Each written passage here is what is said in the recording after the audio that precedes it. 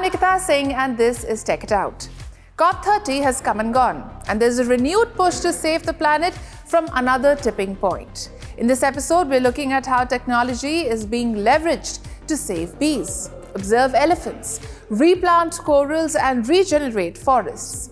But we are starting with how AI is bringing relics from a long-lost ancient city back to life. The fabled city of Pompeii was eventually rediscovered, excavated, and a repository was created to preserve its relics. But that too was bombed during the Second World War. Today, an AI-powered robot is helping put back priceless artifacts together from shards and pieces that had been stored precisely so that one day technology would enable their restoration. For centuries, the ruins of Pompeii have stood as a frozen memory of a world lost in ash in the south of Italy. The city, now preserved as the archaeological park of Pompeii, sits on the very site of the ancient city buried by the eruption of Mount Vesuvius in 79 AD. Its frescoes, once bright with color and myth, were found in fragments, some damaged during the eruption, others weakened by time, and many more shattered later when war and neglect took their toll. Some pieces even ended up in storage after World War II, bombing damaged preserved collections, leaving thousands of tiles without a match. In this excavated city, among temples, homes, and ash-locked streets, a robot has now stepped in to piece the puzzle together. Built under a European Union project called Repair, the machine is a collaboration between archaeologists, historians, AI and robotics experts. The project Repair actually started from a very concrete necessity to recompose fragments of frescoes that had been destroyed during the Second World War, partly. So it has certainly achieved this goal, but I think it is part of a much larger development where we see that in the humanities and archaeology, much of what used to be a large part of our daily work can now be done by technology, by artificial intelligence, by robotics. What they have created is part machine, part puzzle solver, part art detective. The robot's arms move with almost human sensitivity. Its flexible hands come in two sizes, capable of gripping the most delicate surfaces without any risk of damage. Its vision system scans each shard of paint and plaster, searching for clues not visible to the human eye. Even so, the repair team wasn't going to take any risks.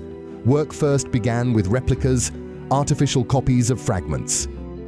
While roboticists built the hardware, experts in artificial intelligence and machine learning built systems that could read colors and patterns invisible to the human eye.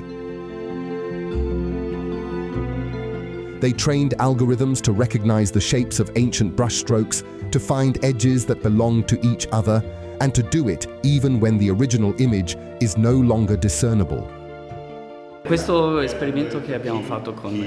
This experiment we conducted with the Archaeological Park of Pompeii is one of the first in which a robotic system was built and designed in collaboration with archaeologists to solve a very complex task for them, thus serving as an example of how to introduce robotic technology into an archaeological park like this one.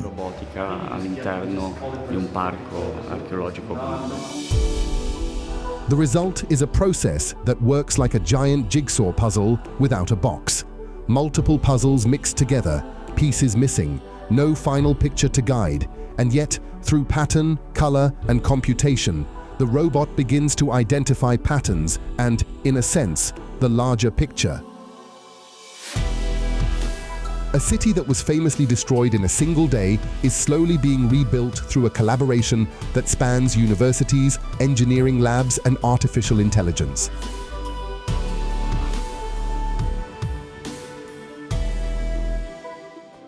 In Kosovo, drones are dropping seed bombs to replant forests. while AI-guided systems are helping pinpoint placement of baby corals on the Great Barrier Reef. As climate change accelerates, there's irreversible damage taking place in the planet's most fragile ecosystems. From the depths of the oceans to remote mountainsides, scientists and volunteers are now turning to artificial intelligence, robotics, and drones to try and rebuild what has been lost. On Australia's Great Barrier Reef, a new AI-guided system is helping restore coral reefs by dropping thousands of baby corals directly onto damaged areas, with surgical precision from boats above. On land, environmentalists are using drones to drop seed bombs to replant forests faster than humans ever could.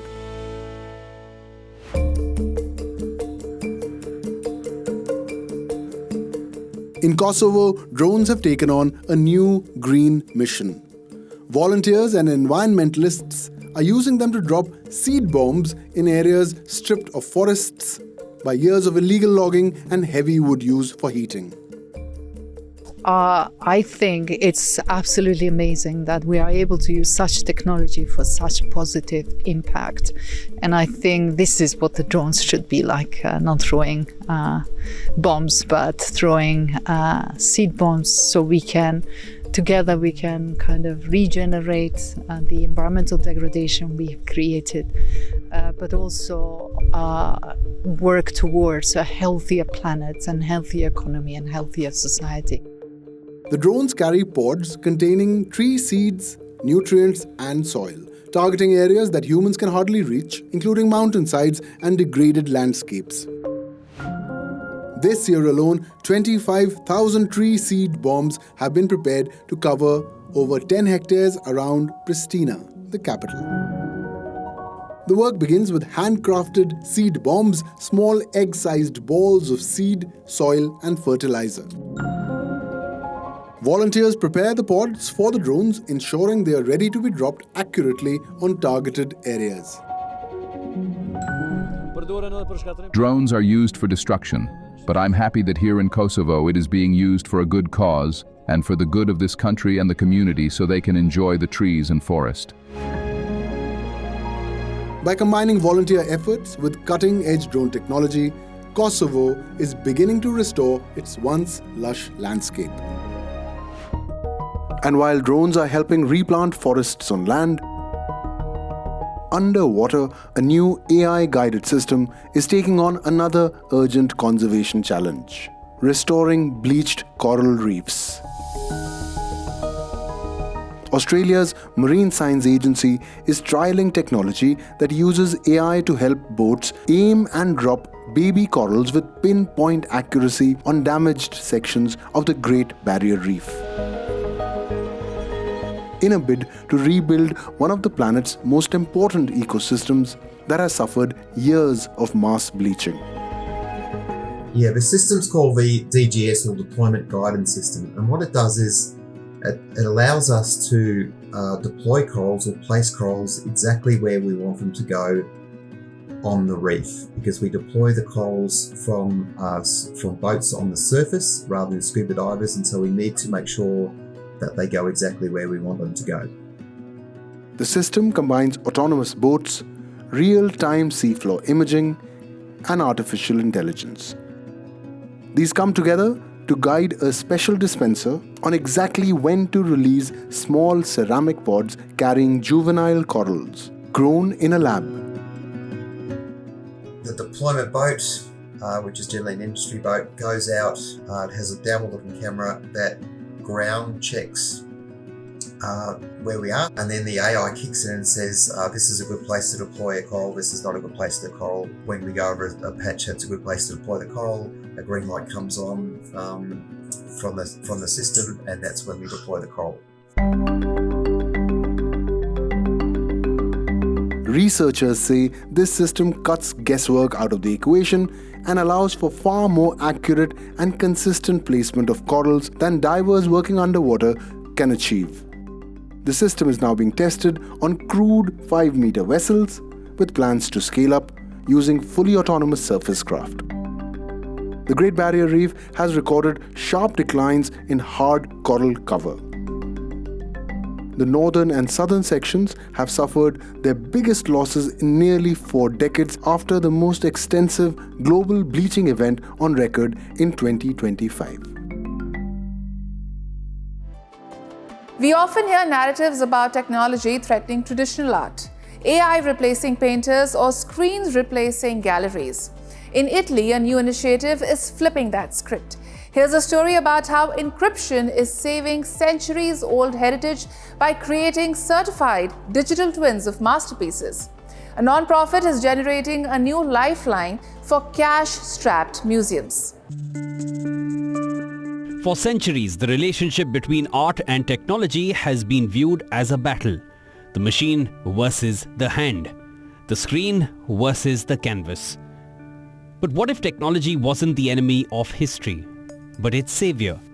In Milan, a new project is proving that silicon chips can do more than just mimic the masters. They can save them. It is a quiet revolution taking place. In a nondescript office in Milan, at a glance, it looks like a gallery. But look closer. These are not canvases. They are constructs of light, digital clones of Modigliani and Leonardo da Vinci.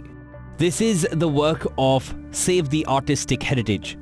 They are using military-grade encryption to turn the digital file, usually something worthless and infinite, into something rare. The idea behind this was we don't just want to sell a piece of technology, we want to actually sell a piece of artworks. And it might sound easy, but it's not. Why would a collector pay up to 300,000 euros for a digital image?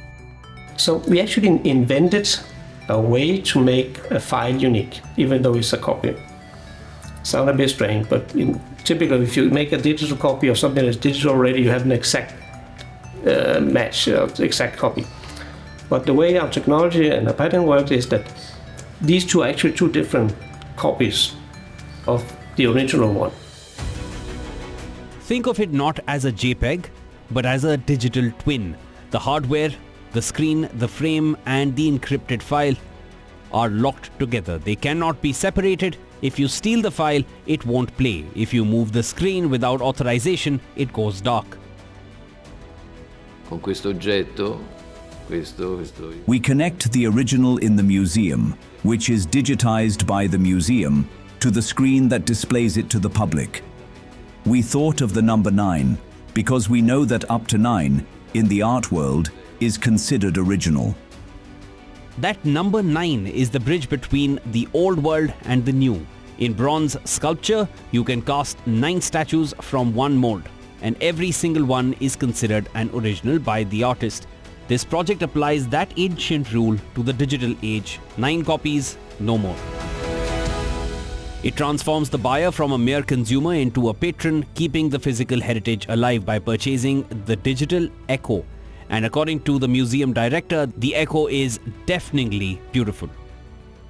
La prima volta che è stata esposta l'anno scorso a Londra. When it was exhibited in London for the first time last year, the perfection, the luminosity, the clarity of the painting is astonishing.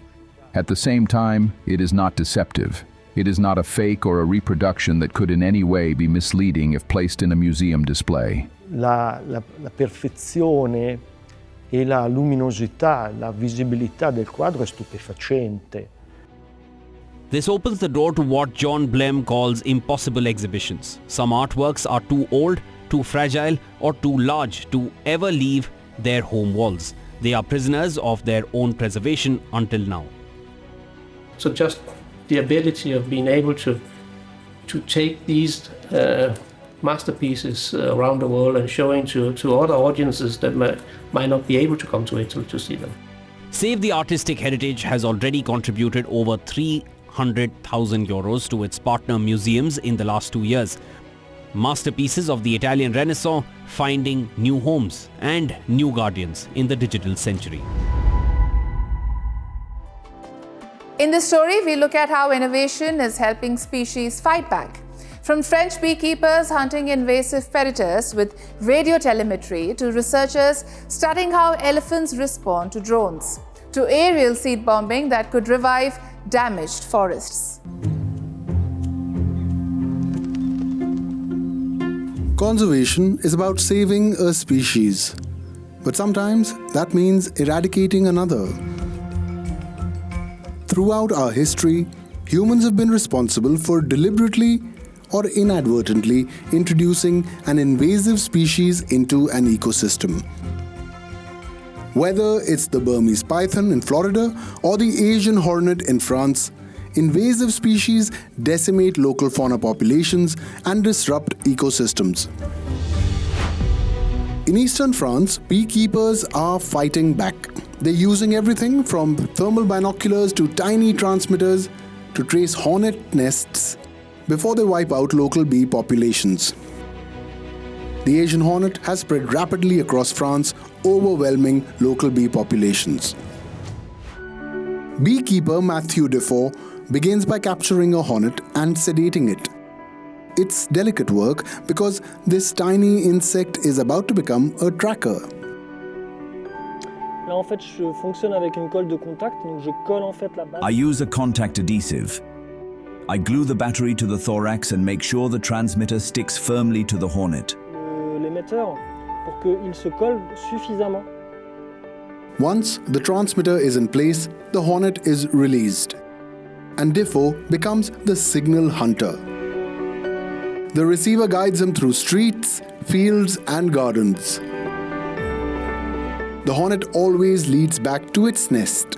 Finding that nest is the only chance local bees have. Got it, it's inside. The search doesn't just rely on one trick. Defoe marks captured hornets, scans treetops with his thermal binoculars, and checks every possible hiding place. Donc là, je regarde de haut en bas. I scan all the trees around me from top to bottom, trying to spot a ball-shaped nest. Je vais voir si je vois pas une boule. Once a nest is found, the work gets dangerous. Hornet nests can sit 20-25 meters high in the forest canopy. Defoe suits up and uses a long telescopic pole to inject plant-based pyrethrum, a natural insecticide, straight into the structure. Tous les frelons tombent. All the hornets fall due to the action of the plant-based pyrethrum on their exoskeleton. L'apport d'oxygène. On a suffisamment de hauteur de perche. If the nest were higher or harder to reach, we'd need a lift, or even drones. Donc on va le tenter. For Defoe, every destroyed nest buys time for local bees and for the ecosystems that depend on them. Avec l'aide de la radiotélémétrie, le piégeage préventif, la destruction des nids, la gestion des déchets. With radio telemetry, preventive trapping, nest destruction and waste management, we can keep Asian hornet numbers under control.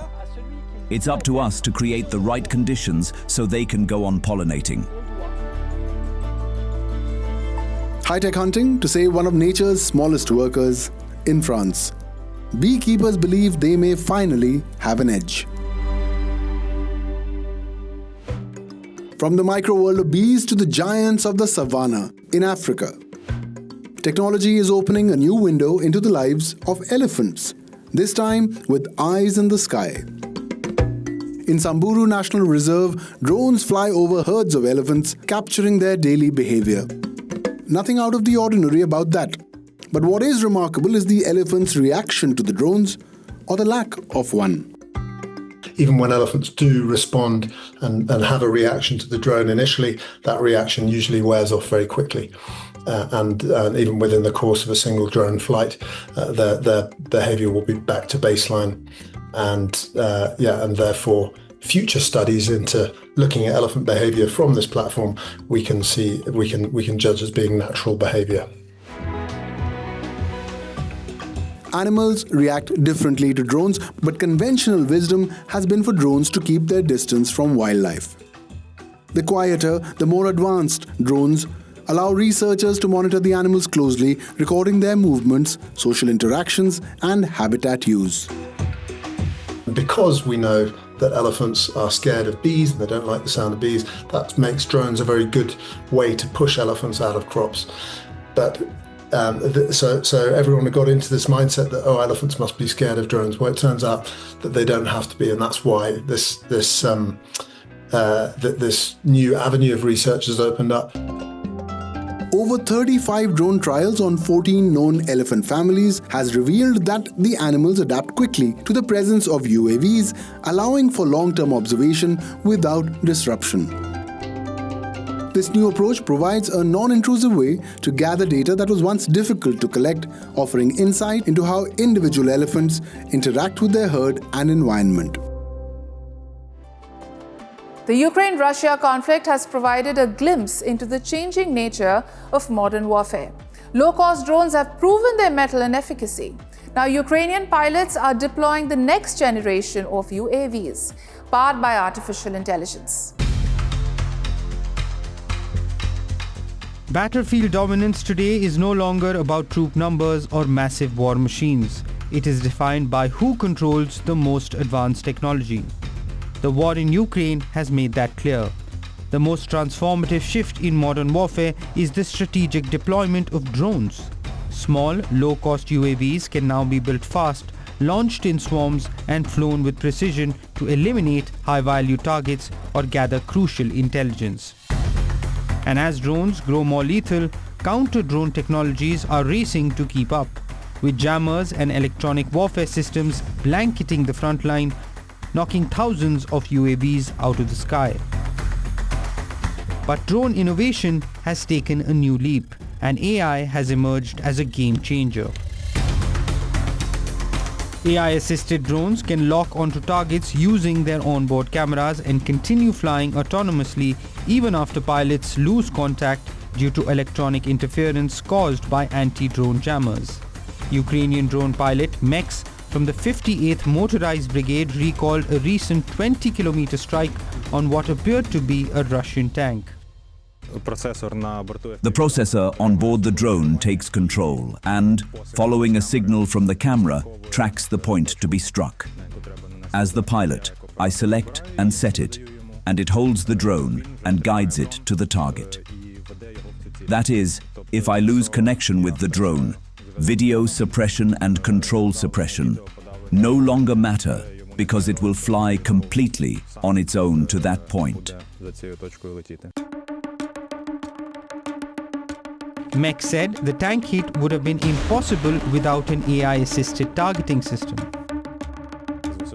Without the additional guidance, we simply could not hit it. Absolutely no way. The technology also used by Russian forces has raised ethical concerns, but there are still no binding global rules governing AI-augmented weapons. Ukraine says a human must always make the final decision to strike, even as it rolls out dozens of AI systems across thousands of drones. Industry experts say the software remains a work in progress, and its effectiveness varies depending on conditions in the field. As AI-driven drones become faster, smarter, and harder to stop, the battlefield is entering a new era, one where algorithms may soon decide who gains the crucial advantage in war. Now, if you've noticed an increase in stories around art and life positivity on Tech It Out, then that's no coincidence. With all this doom and gloom around AI, we feel like we are manifesting these apocalyptic scenarios. Let's just look at the brighter side of life, shall we? On that note, have a sunny weekend. Keep watching WION World is One. Follow us on social media. This is Nikita Singh taking your leave. Until next week, bye-bye.